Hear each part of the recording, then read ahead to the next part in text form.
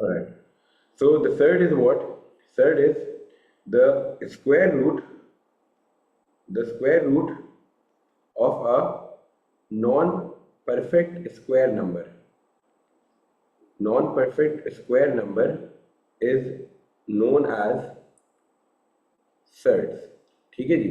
आपके पास जब भी एक नॉन परफेक्ट स्क्वायर नंबर होता है, अगर उसका आप स्क्वायर रूट निकालने जाते हैं तो बेटा उस चीज़ को हम रेफर करते हैं सर्ड से। ठीक है जी, उस चीज़ को हम किससे रेफर करते हैं? सर्ड्स के साथ रेफर करते हैं।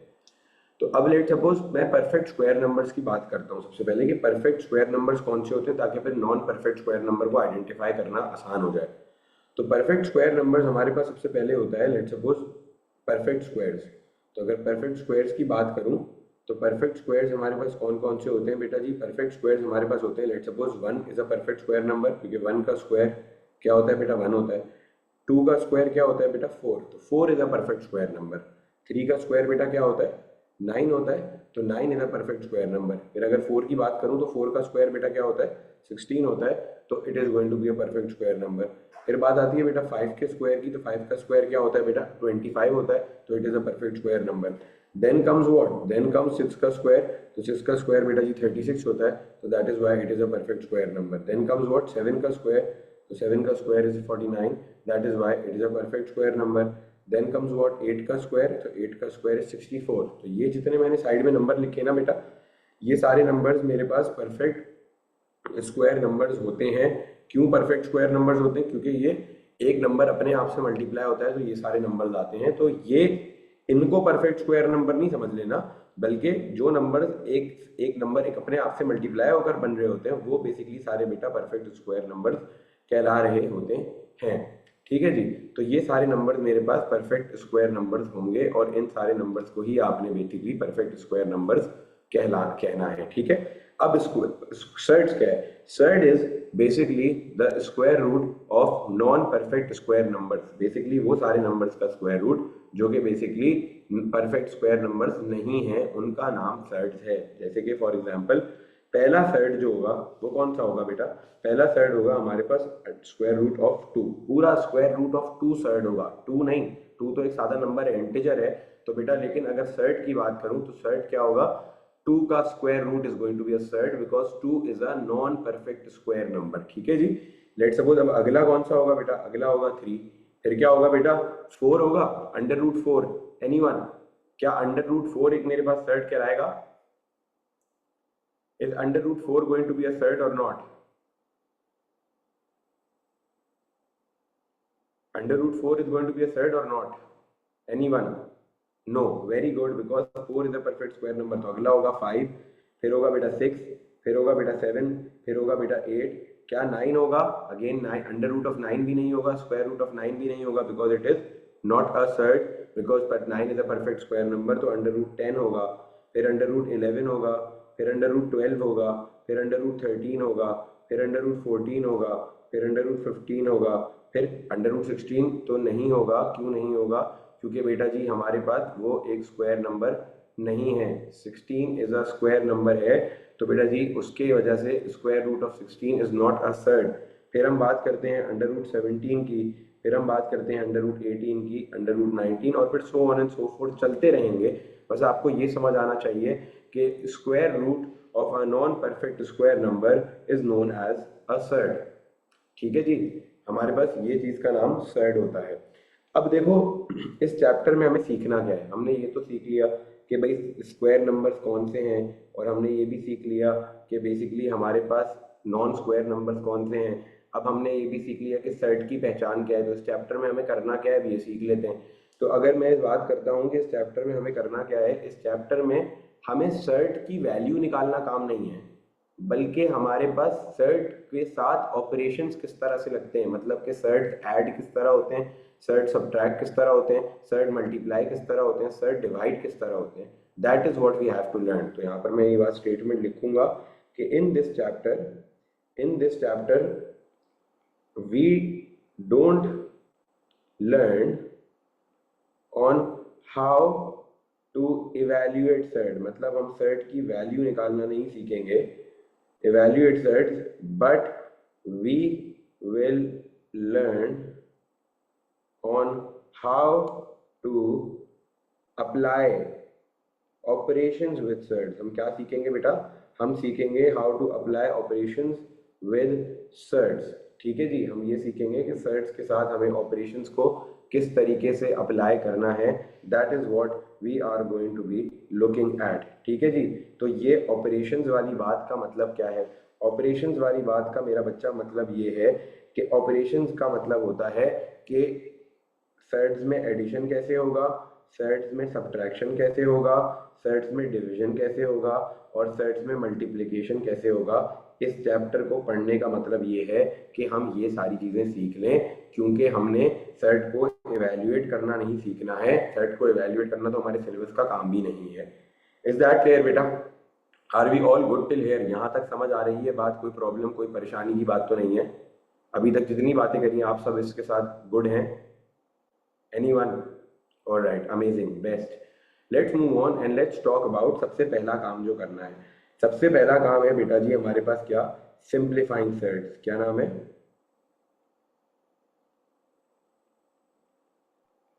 Simplifying surds. अब सिंप्लीफाइंग सर्ड्स में होता ये है कि हमारे पास यहाँ पर बेटा जी, अब जी हमारे पास यहाँ पर नहीं बेटा, ऐसा कुछ भी नहीं है, ये बस ये नॉर्मल क्लास कर रहे हैं हम। अच्छा जी, अब हम बात कर रहे हैं सिंप्लीफाइंग सर्ड्स की। तो अगर सिंप्लीफाइंग सर्ड्स की मैं बात करता हूँ तो सिंप्लीफाइंग सर्ड्स में मेरे पास ये सारी चीज़ें इस तरह से आ रही होती हैं। ठीक है जी, अब सिंप्लीफाइंग सर्ड्स में हमने क्या करना है? अगर हमें सर्ड्स को सिंप्लीफाई करने की बात होती है तो सबसे पहले सिंप्लीफाइंग सर्ड्स में बेसिकली हमारे पास क्या होता है बेटा? सिंप्लीफाइंग सर्ड्स में सबसे पहली जो चीज़ होती है वो होती है प्राइम फैक्टराइजेशन। कि सर्ड्स को जब भी हमें सिंप्लीफाई करना होगा तो हम उसमें एक प्रोसेस लगाएंगे जिसका नाम है बेटा जी प्राइम फैक्टराइजेशन, जो आपने बहुत सारे लोगों ने स्कूल में एलसीएम के नाम से पढ़ा होगा। ठीक है, तो जब भी सर्ड को सिंप्लीफाई करना होगा प्राइम फैक्टराइजेशन का प्रोसेस लगेगा। आ जाओ दिखा देता हूँ कैसे। लेट सपोज एक एग्जांपल है, स्क्वायर रूट ऑफ 45। क्या मेरे पास 40 स्क्वायर रूट ऑफ 45 एक सर्ड है? बिल्कुल एक सर्ड है, क्योंकि इसमें मेरे पास 45 एक स्क्वायर नंबर नहीं है और उसका square root is going to be a surd. तो यहाँ पर आते हैं, यहाँ पर आके बेटा जी हमने क्या रखा? हमने यहाँ पर आके लिखा 45। अब 45 का अगर स्क्वायर रूट कर रहे हैं तो उसकी प्राइम फैक्टराइजेशन कर लो पहले। अगर प्राइम फैक्टराइजेशन करी तो 3 से डिवाइड हो जाए, 3 15 जार, 3 5 जार और फिर 5 1 जार। तो बेसिकली यहाँ पर आते हैं, अब यहाँ पर आके इसकी प्राइम फैक्टराइजेशन कर ली, 3 मल्टीप्लाई बाय 3 मल्टीप्लाई बाय 5। ठीक है, ये इसकी प्राइम फैक्टराइजेशन करके आंसर लिख दिया। अब देखो ये स्क्वायर रूट है ना, तो स्क्वायर रूट में कितने कितने के पेयर बनते हैं? स्क्वायर रूट में बनते हैं 2 2 के पेयर। तो आपने यहाँ पर इन दोनों का एक पेयर बना लिया। जब इन दोनों का एक पेयर बना लिया तो आपने इन दोनों का पेयर बना के इसको बाहर निकाला, तो ये 3 square root 5 is gonna be the thing and that is gonna be the final answer. Is that clear बेटा? यहाँ तक समझ आता है?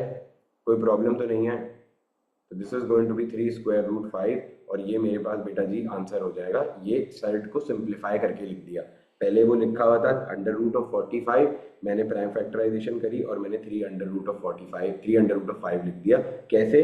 प्राइम फैक्टराइजेशन करके लिखा, जितने जितने सेम नंबर के 2 2 के पेयर बन रहे थे उनको बाहर निकाल लिया, तो बाहर निकाल के ये आ गया 3। और बेसिकली नहीं बेटा, अब ये नहीं कराऊंगा मैं ये आपको जब ये ऑनलाइन क्लास में अलग से करा रहा हूँ। ठीक है, ऑलराइट, तो let's just do this and this is gonna be 3 under root of 5। ठीक है, अब हम करते हैं let's get started and this is gonna be what? Let's get started with the next thing and that is known as under root of 72। ठीक है, 72 का अगर स्क्वायर रूट करते हैं, इसको भी सिंप्लीफाई करते हैं, तो बेटा जी हमारे पास यहाँ पर क्या होगा? अगेन ये सर्ड है, इसको सिंप्लीफाई करेंगे तो बेटा जी 72 पर आते हैं। सो 2 36 हो गया, 2 18 हो गया, 2 9 हो गया, फिर ये 3 3 और 3 और 1। प्राइम फैक्टराइजेशन में आप सिर्फ प्राइम नंबर्स को यूज करके डिवाइड करते हो। बेटा बता रहा हूँ अभी क्या होगा, ये देख लो। यहाँ पर आके 2 के पेयर बनाता हूँ, तो अगर इसकी प्राइम फैक्टराइजेशन मैंने करी तो ये क्या हो जाएगा? 2 multiply by 2 multiply by 3 multiply by 3 multiply by 3 2 sorry my bad. तो ये basically 2 multiply by 3 multiply by 3। अब ये क्या हो जाएगा बेटा? अब मेरे पास ये दोनों पेयर्स, एक नंबर 2 का पेयर बन रहा है और एक 3 का पेयर बन रहा है। तो जो नंबर बाहर आ रहे हैं वो कौन कौन से? 2 और 3। जो भी नंबर बाहर आ रहे हैं उनको आपस में मल्टीप्लाई कर दो। तो एक 2 आ रहा है, एक 3 आ रहा है, तो 2 को अगर 3 से मल्टीप्लाई करेंगे तो 6 बन जाएगा और अंदर जो नंबर रह रहा होगा वो क्या होगा बेटा? वो 2 हो जाएगा। Is that clear guys? यहाँ तक समझ आता है? कोई प्रॉब्लम तो नहीं है? Are we good?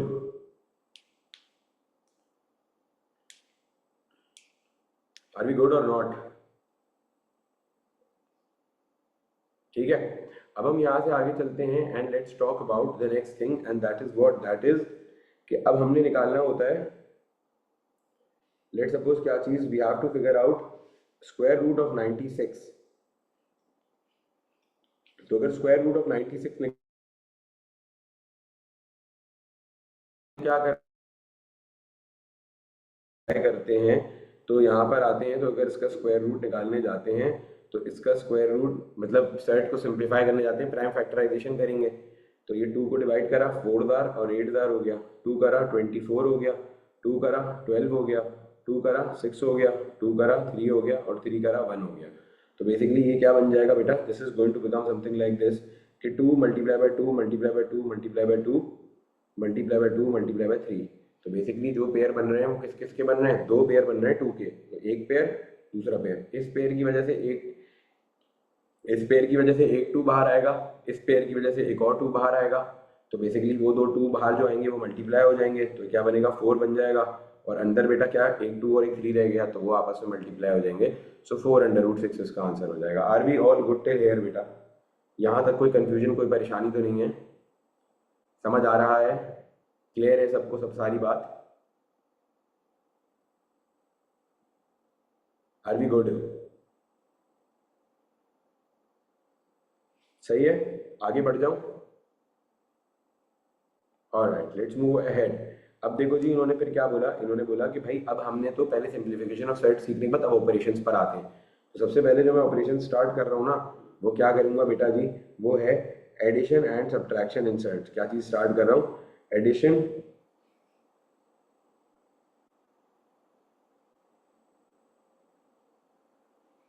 तो addition and subtraction in sets.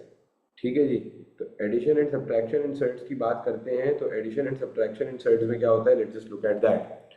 तो अगर मैं बात करता हूँ addition and subtraction in sets की, so that is going to be what, that is going to be, there is a rule for this ना। तो let's just understand the rule first of all and then we are gonna be moving ahead. तो अगर मैं इसके addition and subtraction in sets, क्योंकि operation ही सिखाने हैं मैंने, ऑपरेशन ही कराने हैं, तो बेटा जी एडिशन एंड सब्ट्रैक्शन की बात करते हैं। तो आ जाओ उसका रूल देखते हैं। रूल ये है, थिंक ऑफ सर्ट्स, मतलब सर्ट्स के बारे में ऐसे सोचो एज वेरिएबल्स। किस तरह सोचो बेटा, सर्ट्स के बारे में वेरिएबल्स की तरह सोचो, कि think of surds as variables. जैसे कि सेम वेरिएबल्स, मतलब कि अगर सेम वेरिएबल्स होते हैं, सेम वेरिएबल्स कैन ऐड और subtract, same variables can add or subtract. Similarly same surds can also add और subtract। कि मतलब अगर जिस तरह से आप सेम वेरिएबल्स को, मतलब x और x ऐड होकर 2x बन जाता है, y और y ऐड होके बेटा जी 2y बन जाता है, y प्लस 2y ऐड होके 3y बन जाता है। तो इसीलिए सेम सर्ड्स भी वेरिएबल्स की तरह होते हैं। जो सेम नंबर होता है ना उनका, बेसिकली जो भी उनकी सेम सर्ड होता है, तो मतलब जैसे अंडर रूट 3 तो वो ऐड हो सकते हैं, अंडर रूट 5 सेम सर्ड्स हैं, ऐड हो सकते हैं। तो इसीलिए वेरिएबल लिखा गया है कि think of surds as variables. अगर आप सर्ड्स के बारे में वेरिएबल्स की तरह सोचोगे तो आप हमेशा आसानी में रहोगे। तो आप क्या करोगे कि बेसिकली आप सर्ड्स के वेरिएबल्स को ऐड करोगे और बेसिकली सेम सर्ड्स जो होंगे उनको सारों को ऐड करके लिख दोगे। ठीक है, अब यहाँ पर आते हैं, आ जाओ एग्जाम्पल्स के थ्रू सिखाता हूँ किस तरह से काम होगा। लेट सपोज मेरा बच्चा, मेरे पास एक इस तरह की कोई चीज़ गिवन है कि 2 under root 3 plus 3 under root of 5 plus 6 under root of 3, these are the things that are given to us. बेटा जी अगर मैं बोलता हूँ अंडर रूट थ्री, ये दोनों सेम सेट है ना, तो इनके साथ जो नंबर है वो क्या है, 6 और 2 है, तो नंबर को ऐड करो और सेट को एक बार लिख दो। देखो इसका मतलब क्या है कि लेट्स सपोज अगर 8x और 2x लिखा होता तो मैं x तो 2 बार नहीं लिखता ना, x तो एक ही बार आता, नंबर 10 आ जाता। तो यहाँ पर भी सेट में भी सेम चीज करा, क्या करा कि अगर दो नंबर है अंडर रूट थ्री दोनों को सेम है ना सेट, तो बेसिकली इनके नंबर्स को आपस में ऐड कर दिया, तो 2 + 6 कितना होता है 8, और अंडर रूट 3 एक बार लिख दिया। और ये जो 3 अंडर रूट 5 है इसका कोई भी सेम नहीं है, तो ये इसी तरीके से ऐसे ही लिखा रह जाएगा। Is that clear guys? यहाँ तक समझ आता है? कोई प्रॉब्लम कोई परेशानी की बात तो नहीं है? Are we good? आ जाओ थोड़ी सी कॉम्प्लेक्स प्रॉब्लम सिखाता हूँ।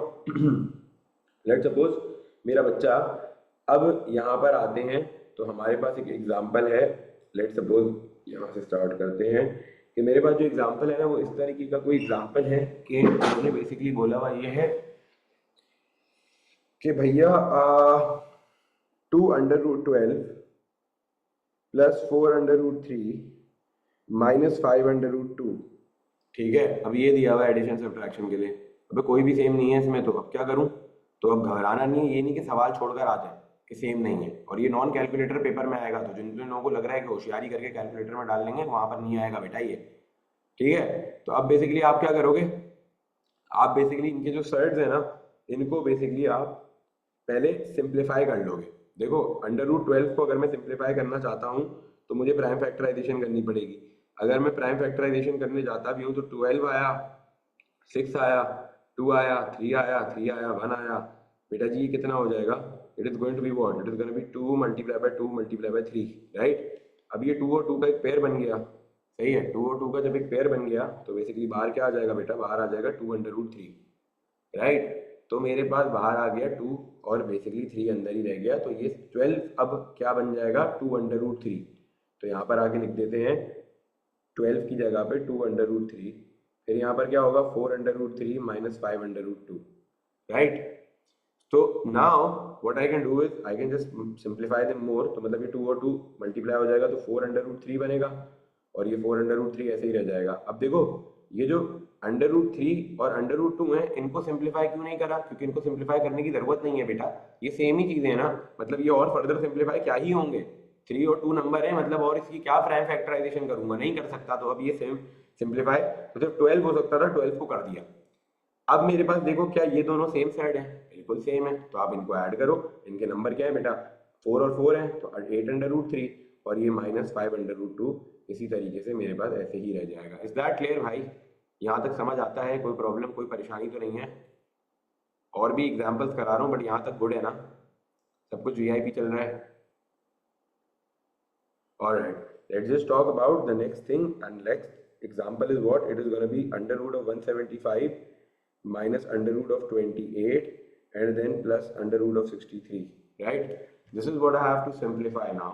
अब अगर इसकी सिंप्लीफिकेशन की बात करता हूँ तो बेटा जी 175 का अगर मैं स्क्वायर रूट लेता जाता हूँ तो 175 का अभी कोई भी सेम साइड नहीं है, तो सिंप्लीफाई करो बेटा। तो सिंप्लीफाई करने अगर आप जाते हो, पहले एक एक करके सिंप्लीफाई करते हैं। पहले अंडर रूट ऑफ 175 को सिंप्लीफाई करते हैं, तो 175 लिखा, 5 लिखा, 5 से अगर करते भी हैं तो मेरा भैया ये हो जाएगा 3 और 5 35, फिर और करा तो फिर ये क्या हो जाएगा? 7 और 7 बनदार। तो बेसिकली क्या बना सिंप्लीफिक प्राइम फैक्टराइजेशन के बाद? 5 इंटू 5 इंटू 7। तो इन दोनों का एक पेयर बना दिया, तो बेटा बचेगा क्या अंदर? 5√7। ये सिंप्लीफाई होके आ गया। तो 175 की जगह मैंने लिख दिया 5√7। फिर आ जाओ दूसरे वाले को, √28 को भी करने की जरूरत है। तो अगर आप √28 को सिंप्लीफाई करने जाते भी हो तो ये कैसे सिंप्लीफाई करोगे? प्राइम फैक्टराइजेशन के थ्रू सिंप्लीफाई करोगे। अगर प्राइम फैक्टराइजेशन के थ्रू सिंप्लीफाई करते हो तो 28 हो गया, सो 2 14 2 7 7 1। तो ये क्या हो जाएगा मेरा बच्चा? This will become 2 multiply by 2 multiply bye 7। अब यहाँ पर देखो 2 और 2 का एक पेयर बन रहा है ना, तो बेटा 2 बाहर आ जाएगा, अंदर क्या रह जाएगा? 7। तो 2√7। तो यहाँ पे -28 की जगह क्या आ गया? 28 की जगह आ गया 2√7, और फिर बचा क्या? 63 बच गया। तो अब 63 पर अगर जाते हैं तो 63 पर जाने का मतलब ये होता है कि हमारे पास यहाँ पर इसकी प्राइम फैक्टराइजेशन करनी है। अब यहाँ पर करते ये हैं 3 से करते हैं पहले डिवाइड, तो 21 हो गया, फिर 3 से करते हैं 7 हो जाएगा, 7 और 1। तो बेसिकली अगर इसकी प्राइम फैक्टराइजेशन करने के बाद क्या है? 3 मल्टीप्लाई बाय 3 मल्टीप्लाई बाय 7। तो ये दोनों बेसिकली मल्टीप्लाई होकर बाहर आ जाएंगे, एंड देन बचेगा क्या? 3√7 बच गया। तो यहाँ पर आके ये हो गया 3√7 हो गया। बेटा जी देखो क्या कमाल हुआ कि बेसिकली सारे ही पहले तो अलग अलग दिख रहे थे, लेकिन अब सारे सेम साइड्स आ गए सिंप्लीफाई होने के बाद। अब इनको ऐड या सब्ट्रैक्ट करते हैं, तो वेरिएबल की तरह सोच रहे हो ना, तो √7 सेम है, तो सिर्फ नंबर्स को ऐड या सब्ट्रैक्ट करो। तो 5 - 2 कितना होता है? 3। 3√7 एक हो जाएगा, अभी भी एक और 3√7 बचा हुआ है, ये दोनों ऐड हो जाएंगे। तो the answer is going to be 6√7 and that is going to be 8, right? तो मेरे पास आंसर क्या हो जाएगा बेटा? 6√7। Are we good till here guys? समझ आता है बेटा? कोई प्रॉब्लम, कोई परेशानी तो नहीं है? बोलो भाई, are we good?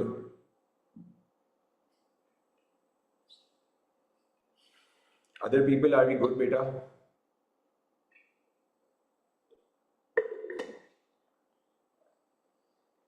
Alright, best है। नहीं बेटा, 2 डिजिट का नंबर नहीं आएगा, टेंशन नहीं लो, 2 डिजिट का नंबर नहीं आएगा, ठीक है। अच्छा, मैं जो आप लोगों को चीज़ें करा रहा हूँ ना, ये एक्चुअली मुश्किल सर्ट्स हैं, मतलब मैं इसको मुश्किल करके पढ़ा रहा हूँ, मुश्किल चीज़ें पढ़ा रहा हूँ, आपके पेपर में आसान आएंगी। मतलब ये सर्ट का जो टॉपिक है ना, ये एड मैथ के सिलेबस में होता था पहले, अब नहीं होता, लेकिन वहाँ पर फिर भी पढ़ाते हैं, क्योंकि ओ लेवल मैथ में मतलब अपने टाइम से पढ़ाते हैं, तो इसलिए वहाँ पर भी पढ़ाते हैं। लेकिन मैं उसके हिसाब से पढ़ा रहा हूँ आपको, तो आप टेंशन नहीं लो, मतलब आप मुश्किल चीज़ें सीख रहे हो, तो आज पेपर में बहुत आसान चीज़ें आएंगी आपके पास, ठीक है। लेट सपोज बेटा जी, अब मैं स्टार्ट कर रहा हूँ, मेरे पास एक इस तरह का प्रॉब्लम आ गया कि उन्होंने क्या बोला, उन्होंने मुझे बोला भाई कि लेट सपोज एक और एग्जांपल करते हैं। एग्जांपल ये है कि let suppose under root of 50 plus under root of 72 minus under root of 18। बेटा जी, अब ये एग्जांपल ना, इसको सॉल्व करने के लिए पहले कोई भी सेट सेम नहीं नजर आ रहा, नहीं आ रहा, कोई बात नहीं, खैर है, परेशान नहीं हूँ। अंडर रूट ऑफ 50 को पहले सिंप्लीफाई कर लेते हैं, तो अंडर रूट ऑफ 50 को सिंप्लीफाई करने जाते हैं, 2, 25, 5, 5, 5 and 1, right? So under root 50 is gonna be what? Under root 50 is gonna be 2 multiply by 2 multiply by 5 multiply by 5 हो गया, तो ये क्या होगा, 2 multiply by 5 multiply by 5, तो एक 5 का पेयर बना लिया ना बेटा, इसको बाहर ले आओ और 2 अंदर रह जाएगा, तो it's gonna be 5 under root 2 हो गया। फिर आते हैं बेटा जी अंडर रूट 72 पर, तो अंडर रूट 72 पर अगर मैं आया, तो बेटा जी यहाँ पर क्या होगा, 72 लिखा, तो ये क्या होगा, 2, 36, 2, 18, 2, 9, 3, 3, 3 एंड 1, सही है। तो बेसिकली ये क्या बनेगा, इट विल जस्ट सिंप्लीफाई, तो 2 multiply by 2 multiply by 2 multiply by 3 multiply by 3, तो एक दो का पेयर ये रहा, एक दो का पेयर, तीन का पेयर ये रहा, तो बेसिकली 2 और 3 दोनों बाहर आ रहे हैं, बाहर आते हुए उन दोनों को मल्टीप्लाई कराते हैं आप, तो ये क्या बनेगा, 6 अंडर रूट 2, ये बन जाएगा। Is that clear? तो अब बचा 18, अब 18 को अगर सिंप्लीफाई कराना है तो अंडर रूट ऑफ 18 है, तो अंडर रूट 18 पर आते हैं, यहाँ पर आके बेटा हमने क्या लिखा है, हमने यहाँ पर आके लिख दिया 18, और ये क्या होगा, 2, 9, 3, 3 and 3 and 1, right. So it's gonna be what, it is going to be 2 multiply by 3 multiply by 3, तो बेटा जी ये क्या हो जाएगा, this is gonna be a pair that comes out, so it's gonna be 3 under root of 2, right. अब basically यहाँ पर अंडर रूट 50 क्या बना था, 5 अंडर रूट 2 बना था, अंडर रूट 50 क्या बना था, 5 अंडर रूट ऑफ 2 बना था। फिर बेसिकली अंडर रूट ऑफ 72 क्या बना था, 6 अंडर रूट ऑफ 2 बना था। और बेसिकली अंडर रूट ऑफ 18 क्या बना था, वो बना था 3 अंडर रूट ऑफ 2। तो बेसिकली ये तीन चीज़ें हो जाएंगी। अब आपके पास सारे साइड्स ही सेम हो गए, तो बेसिकली आपने वेरिएबल समझना है इसको, तो 5 और 6 अगर ऐड होते हैं 11, 11 माइनस 3 कितना होता है, 8, तो 8 अंडर रूट 2 इसका फाइनल आंसर हो जाएगा। इज दैट क्लियर मेरा बच्चा? समझ आता है सारे लोगों को, कोई प्रॉब्लम तो नहीं है, कोई परेशानी की बात तो नहीं है, सब कुछ गुड चल रहा है अभी तक? ठीक है, तो now what are we gonna do is we are just gonna be looking at what, we are just gonna be looking at the next, एक आपको मैं क्वेश्चन दे रहा हूँ, I am gonna give you guys 4 minutes to solve this, everyone please start, फिर मैं जब मैं सॉल्व करूँ तो आप आंसर मैच कर लेना सारे लोग मेरे से, और फिर उसके बाद मैं मल्टीप्लिकेशन पे चला जाऊंगा बेटा।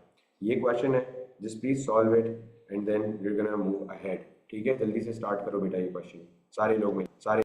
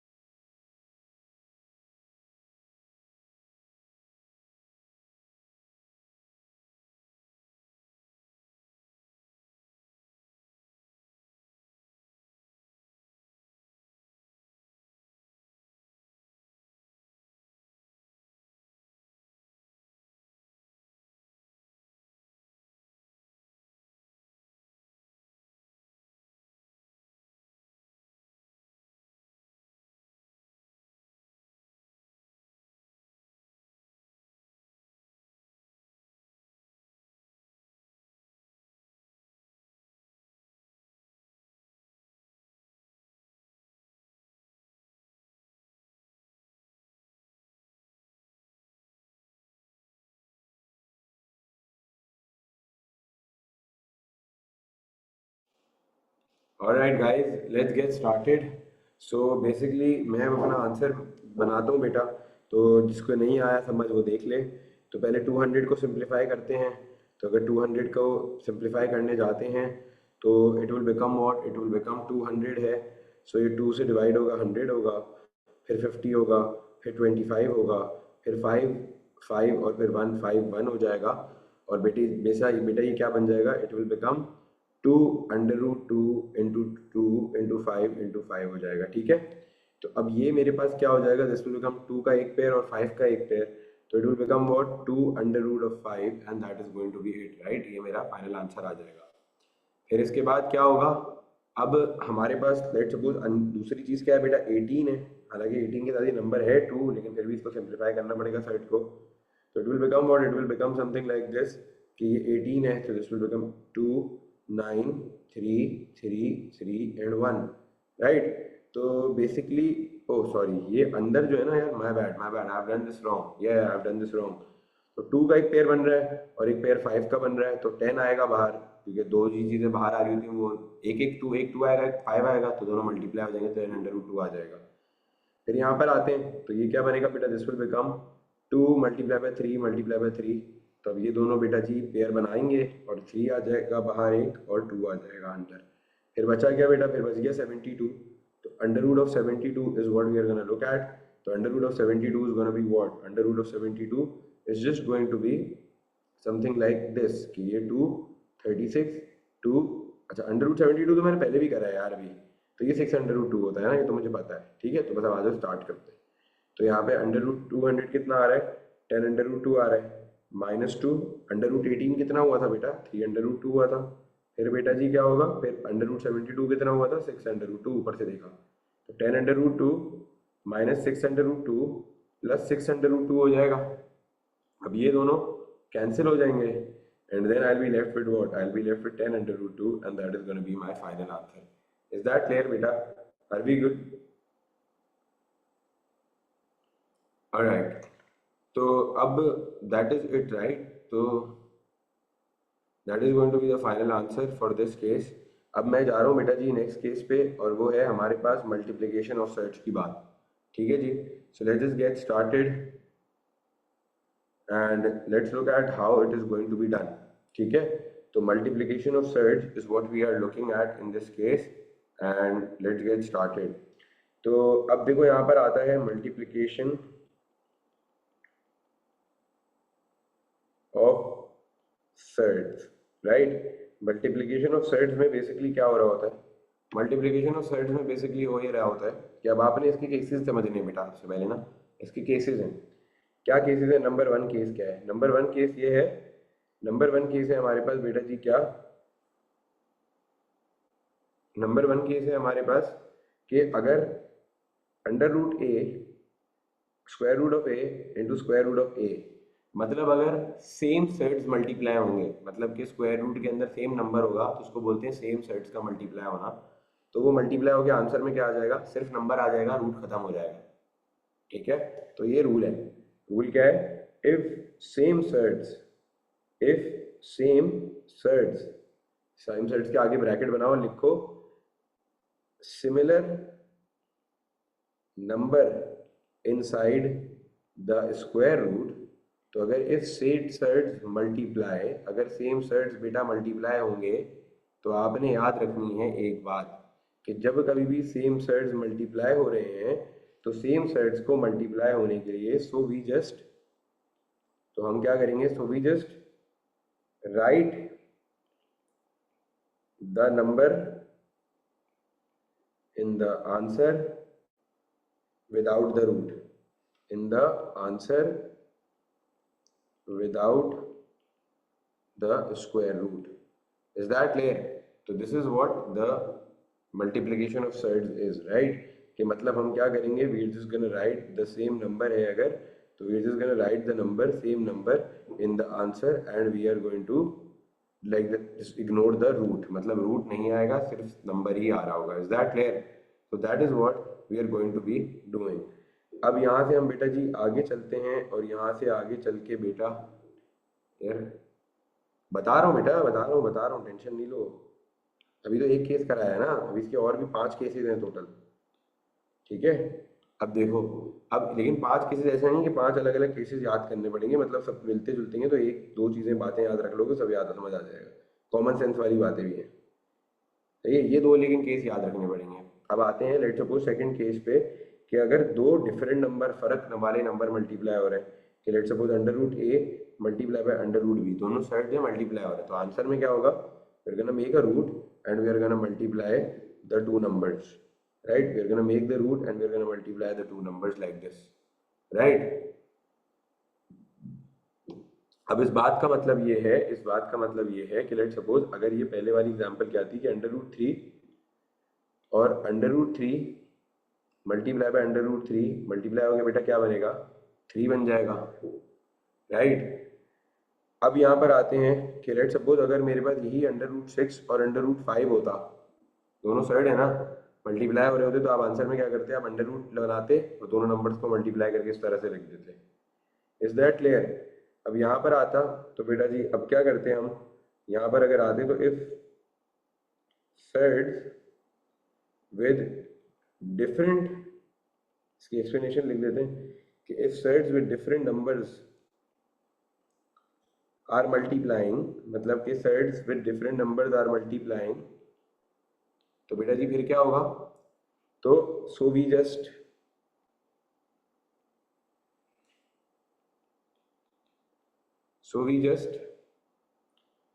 write the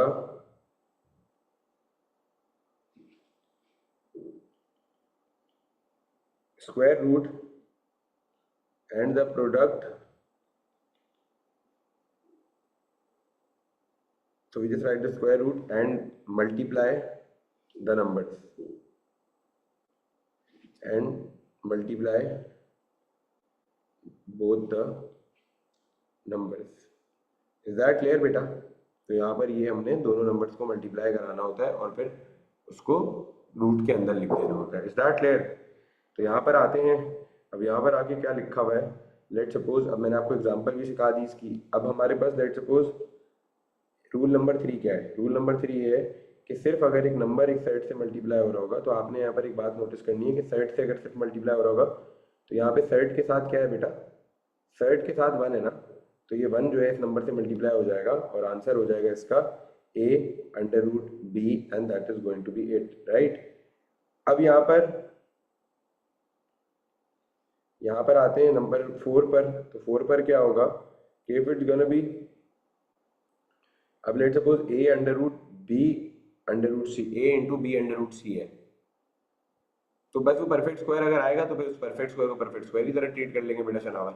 अब देखो let suppose a multiply by b under root C है, तो बेटा a जो है वो नंबर है वो b से मल्टीप्लाई हो जाएगा, तो नंबर b से मल्टीप्लाई होगा तो क्या बनेगा a b और अंडर रूट सी, यहाँ पर इस तरह की कोई चीज आ जाएगी। इज दैट क्लियर बेटा, यहाँ तक समझ आता है, कोई प्रॉब्लम कोई परेशानी तो नहीं है, and that is going to be the final answer. Is that clear.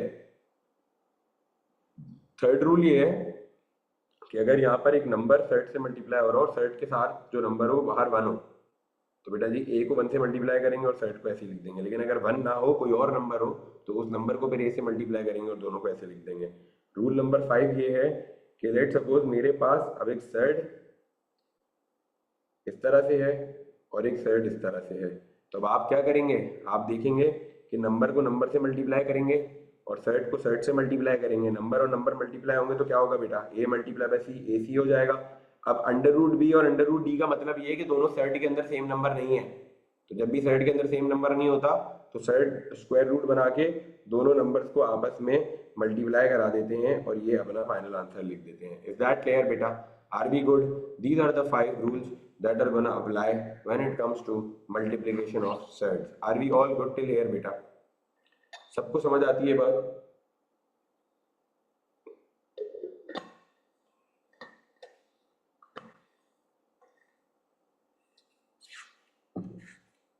मैं बेटा इसका I am just gonna move ahead with the thing now and I will just look at the examples. अब मैं इसकी एग्जांपल्स कराऊंगा बस, ठीक है, आ जाओ भाई। अब लेट सपोज मेरे पास गिवन है कि अंडर रूट 2 और एक ब्रैकेट है 3 प्लस अंडर रूट 2। अब अब क्या करेंगे, इसको √2 को इससे भी मल्टीप्लाई करेंगे, इसको इससे भी मल्टीप्लाई करेंगे। तो √2 जब 3 से मल्टीप्लाई होगा तो 3 के साथ तो कोई सर्ट नहीं है, सिर्फ नंबर है, तो नंबर को नंबर बाहर √2 के साथ क्या नंबर है, 1 है ना, तो 3 को 1 के साथ मल्टीप्लाई करा दो, रूट ऐसे ही लिख दो उसके साथ, तो 3 √2। और जब ये √2 और √2 मल्टीप्लाई होंगे तो सेम सेट मल्टीप्लाई हो रहा है, सेम सेट मल्टीप्लाई हो रहा है, तो आंसर में क्या आ जाता है, सिर्फ सेट आ जाता, नंबर आ जाता है, सेट रूट खत्म हो जाता है। ठीक है, अब मेरे पास लेट सपोज कि यहाँ पर हमारे पास क्या लिखा हुआ है, यहाँ पर हमारे पास बेटा कुछ इस तरह की चीज है कि √3 इंटू 2 √3 प्लस √12। अब ये देखो भाई, अब आपने क्या करा, आपने पहले 3 को 3 से कर दिया, अब देखो यहाँ पर 3 को 2 √3 से करा, तो यहाँ पर इसके साथ जो नंबर है वो क्या है, 1 है, तो 2 √1 कितना होता है बेटा, 2 हो जाएगा। √3 कितना होता है बेटा, 3 हो जाएगा। फिर ये √3 और √12 ये भी मल्टीप्लाई होंगे, सही है, तो ये सेम सेट मल्टीप्लाई तो नहीं, डिफरेंट सेट मल्टीप्लाई हो रहे हैं, तो ये क्या आएगा बेटा, √36 आ जाएगा।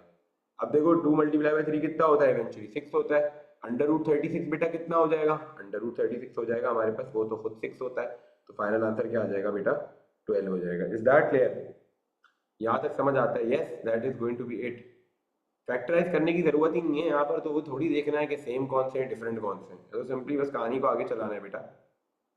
ठीक है, अब यहाँ से आगे चलते हैं and let's just talk about the next thing and that is what, that is just simply looking at another example कि मेरे पास गिवन है, लेट्स सपोज √2 × 5 - 2 √2। अब लेट्स सपोज यहाँ पर जब ये √2 इससे मल्टीप्लाई होगा तो इसके साथ यहाँ पर 5 है, तो 5 के साथ यहाँ पर बाहर 1 है, तो 5 मल्टीप्लाई हो जाएगा, तो इट्स गोना बी 5 √2। फिर यहाँ पर आते हैं, जो भी ये 2 और ये मल्टीप्लाई होगा, यहाँ पर एक नंबर है 1 उसके साथ, तो 2 × 1 कितना होता है बेटा, 2 हो जाएगा। और √2 और √2 बेटा कितना होता है, वो भी 2 होता है, तो बेटा जी that is gonna be 2 as well. So 5 √2 - 4 and that is going to be 8। Are we all good till here बेटा? किसी को इस तीनों पार्ट्स में कोई प्रॉब्लम तो नहीं है? अगर है तो मेरे बच्चे पूछ लो, कोई मसला नहीं है, आप पूछ लो मुझसे।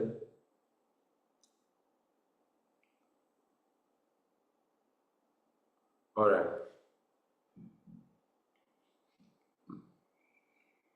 अब यहाँ से आगे चलते हैं and let's talk about what √3 multiply bye √27 plus √5, right.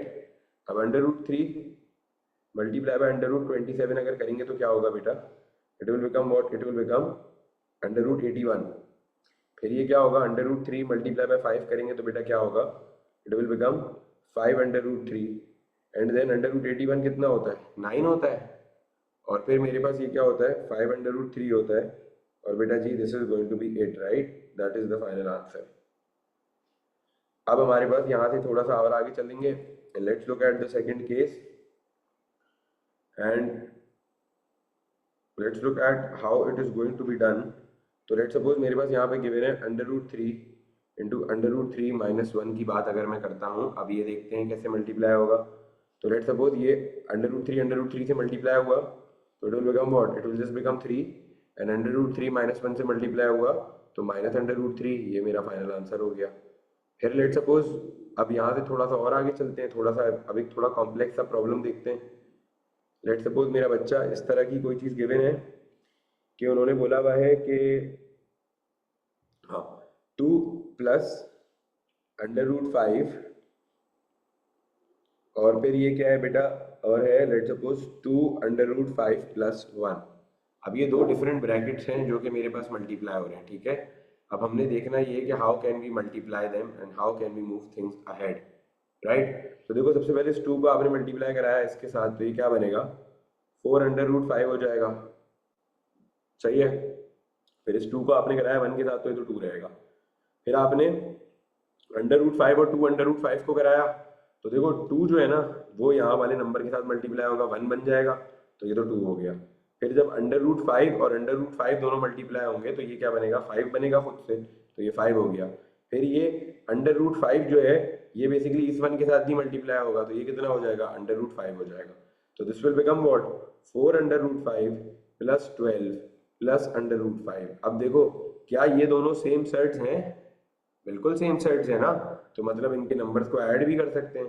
तो 4 के साथ क्या है, 5 के साथ क्या है, 1 है, तो 5/√5 plus 12 and that is going to be 8, right. ये मेरा आंसर हो जाएगा। समझ आता है बेटा? कोई प्रॉब्लम तो नहीं है? Are we good? Hello, are we all good till here? Okay best. Let suppose बेटा जी अब हम नेक्स्ट चीज पे मूव ऑन करेंगे and that is what, that is which one बेटा? देखो जी हमारे पास यहाँ पर ये हो रहा है कि ये 2 जो है ना ये इससे मल्टीप्लाई होगा पहले, तो ये तो सिर्फ नंबर है ना, सेट तो है ही नहीं, तो नंबर को नंबर से कर लो, तो 2 2 कितना हो गया, 4 हो गया, और √5 हो गया। फिर यहाँ पे 2 जो है वो बेसिकली किससे मल्टीप्लाई हो रहा है, 1 से मल्टीप्लाई हो रहा है, तो ये 2 हो गया। फिर √5 और ये 2/5, तो 2 किससे मल्टीप्लाई हो रहा है, 1 के साथ, तो 1 हो जाएगा 2, और √5 हो रहा है तो बेसिकली 5 हो जाएगा।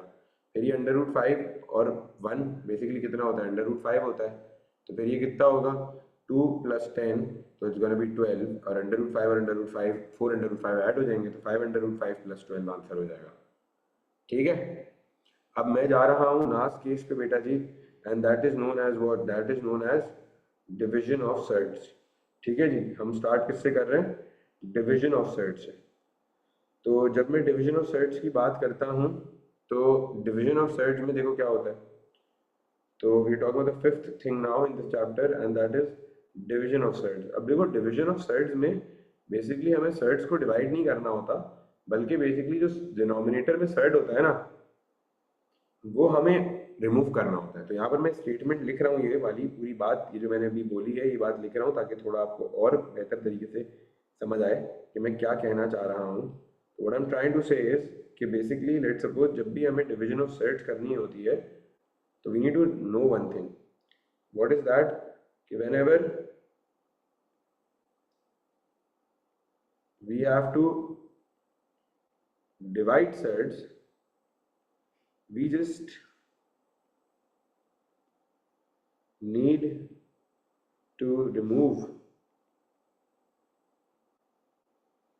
a surd from the denominator। क्या करना होता है हमें, हमें surd को डिनोमिनेटर से रिमूव करना होता है, we need to move a surd from the denominator and how, मतलब एक्चुअली डिवाइड नहीं करना होता, बस हमें surd को डिनोमिनेटर से रिमूव करना होता है। and we just do this through a process, this कितना खतरनाक बनाया मैंने, we just do this through a process called rationalizing। इस चीज को किससे करते हैं बेटा, हम इस पूरी चीज को करते हैं, एक प्रोसेस है जिसका नाम है बेटा जी रैशनलाइजिंग, उसकी हेल्प से ये पूरा काम करते हैं। ठीक है जी, तो ये आपने याद रखना है and this is what we need to know and this is what we are going to be doing.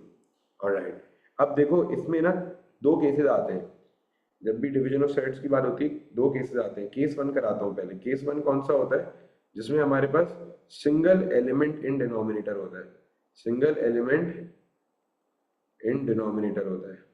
तो अगर कभी भी सिंगल एलिमेंट इन डिनोमिनेटर होता है तो उसके लिए हमें क्या करना पड़ता है, let's just look at that. अब देखो अगर कभी भी सिंगल एलिमेंट इन डिनोमिनेटर होगा तो याद रखना बेटा कि उसके लिए क्या करेंगे, आज आप सीख लो, बहुत गौर से बहुत ध्यान से सुनना। लेट्स सपोज मेरे पास एक चीज है बेटा 3/5, 3/5। देखो डिनोमिनेटर में सेट है ना, तो ये खत्म करना है, इसका नाम है डिवीजन ऑफ सेट्स। यहाँ पर ये नहीं आना चाहिए, सेट नहीं आना चाहिए। देखो बेटा ये पूरी चीज आपको पता है कि ये अगर किसी चीज से मल्टीप्लाई नहीं हो रही तो 1 से मल्टीप्लाई हो रही है। अब इस 1 को बेसिकली आप क्या करोगे, रिप्लेस करोगे। क्या करोगे, इस 1 को रिप्लेस करोगे। किस चीज से रिप्लेस करोगे, डिनोमिनेटर में जो भी चीज है ना, एक इसको आप 1 को रिप्लेस करोगे एक फ्रैक्शन से।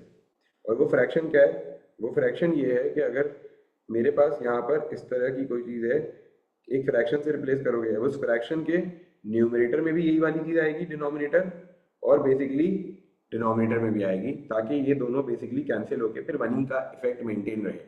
मैंने क्या बोला, मैंने बोला ये पूरी चीज किससे मल्टीप्लाई हो रही है बेटा, एक 1 से मल्टीप्लाई हो रही है। अब 1 जो है उसको रिप्लेस करना है, जानबूझ के करना है काम। किससे रिप्लेस करना है, जो भी चीज ओरिजिनल क्वेश्चन के डिनोमिनेटर में है ना उससे रिप्लेस करना है।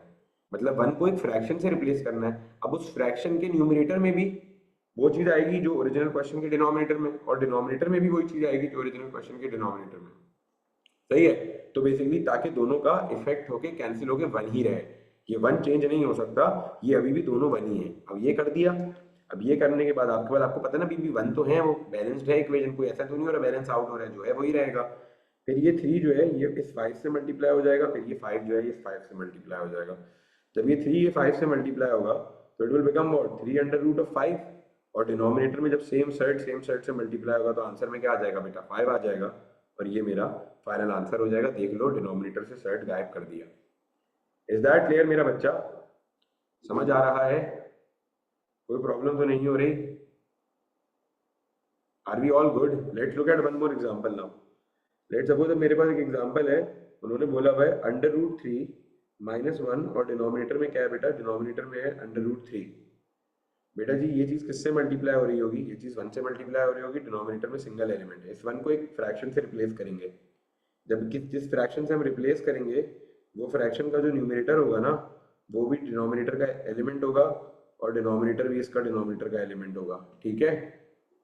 Yes, the purpose is to remove the surd from the denominator. That is what division of surd is. Now this whole thing will be multiplied to this, and this whole thing will be multiplied to this. So it will become what?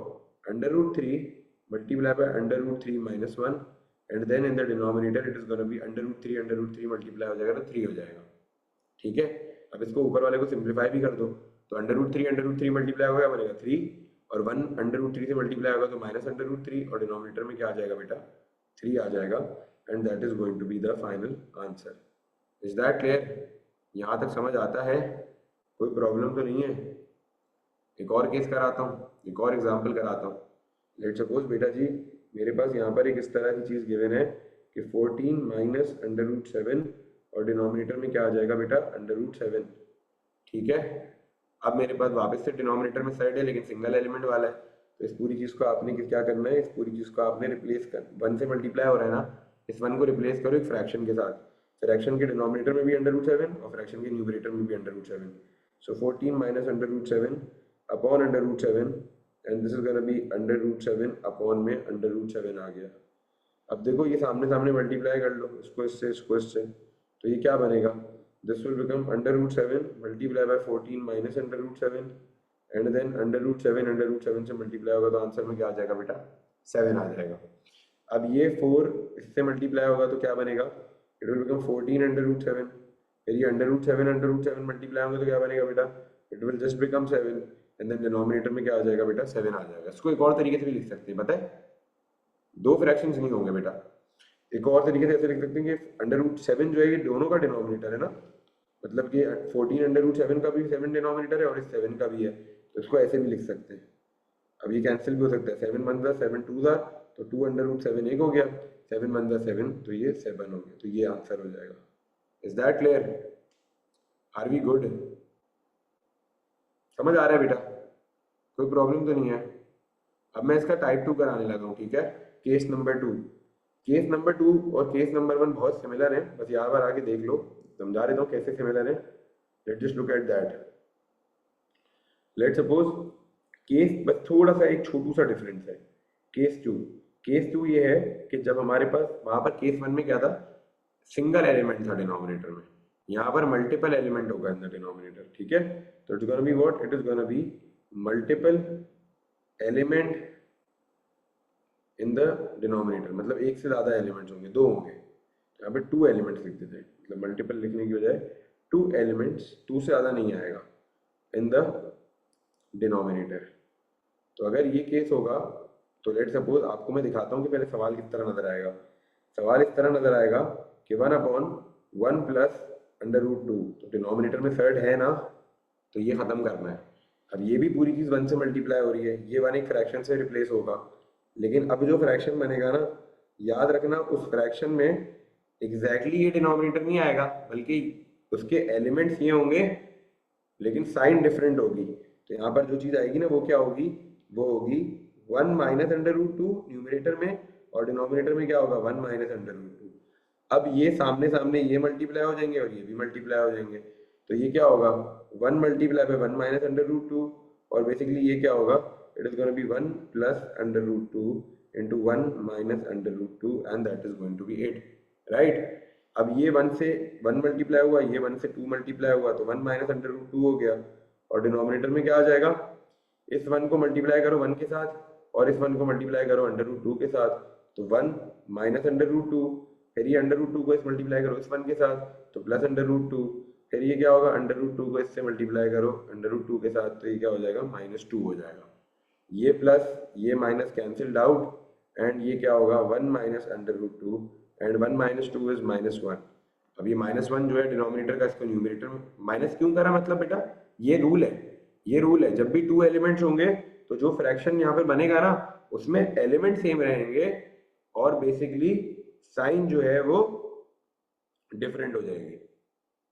ठीक है, तो basically अब सामने सामने multiply कर रहे हैं, अब इसको इससे मल्टीप्लाई करा तो ब्रैकेट की मल्टीप्लिकेशन इस तरह से हो गई और ऊपर तो सिंपल सी थी, तो ये क्या हो जाएगा, ये बन जाएगा -1 plus √2 and that is gonna be the final answer. क्योंकि ये माइनस है ना, ये ऊपर ले जाओगे तो ये इस तरह से -1 के साथ लग जाएगा और ये 2 √ का प्लस आ जाएगा। Is that clear guys? यहाँ तक समझ आता है? इसका एक और एग्जांपल करते हैं, ठीक है, थोड़ा बेहतर समझ आएगा।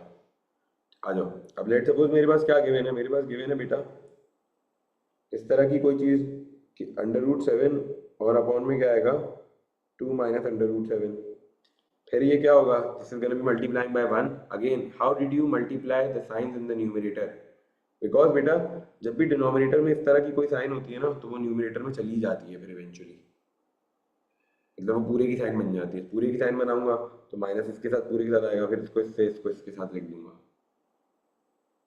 Is that clear?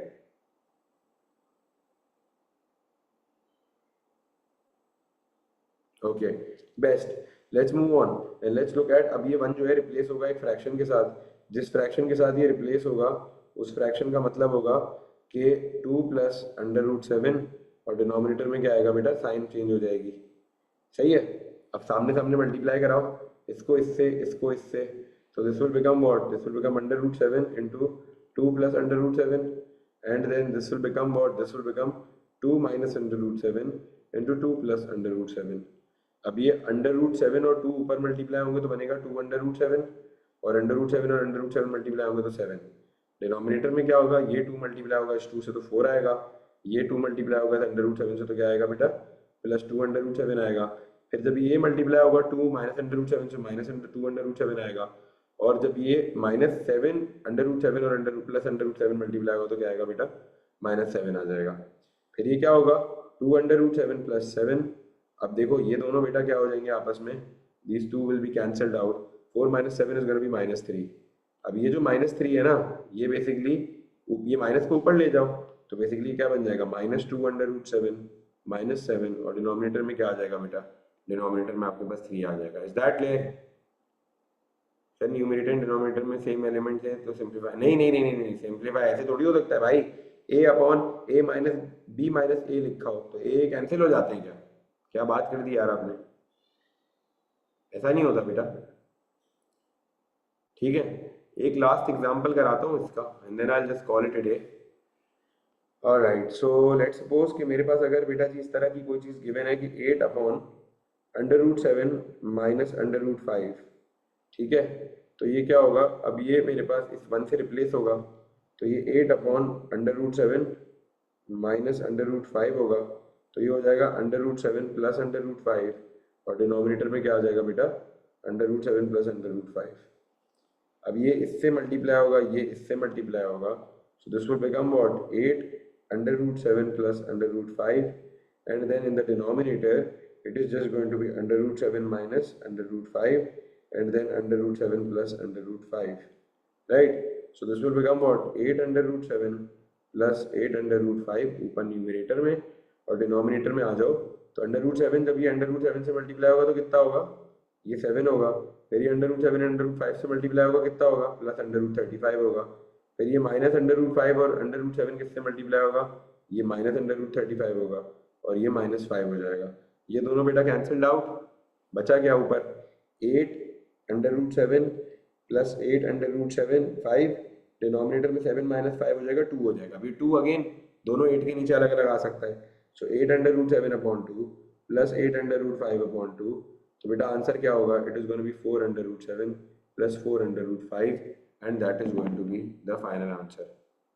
Is that clear भाई? Are we good?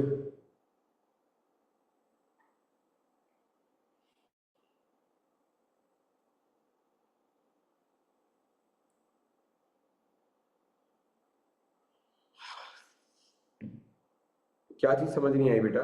क्या समझ नहीं आया इसमें? बताओ, पूछो। What you guys didn't understand?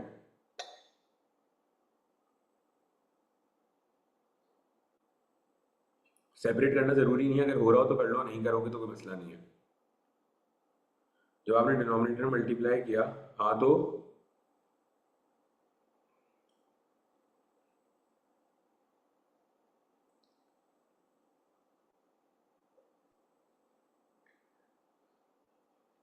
बेटा पूछो ना जल्दी।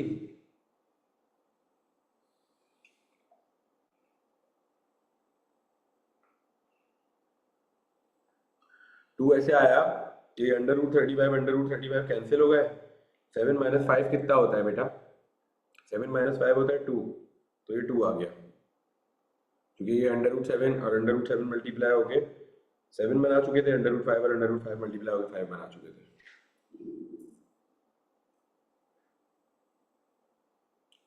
यार 3 से 4 नंबर के हो सकते हैं, और क्या होंगे? अभी कुछ पता नहीं है, पता चलेगा अभी, पहली बार आ रहा है पेपर में। ठीक है, I will send a worksheet that you guys will have to solve. कोई फायदा नहीं है बेटा, बस ये लिखने का बेहतर तरीका है इसका। ठीक है जी, चलो एवरीवन, अल्लाह हाफिज, टेक केयर। ठीक है, ऑलराइट गाइस, बाय बाय।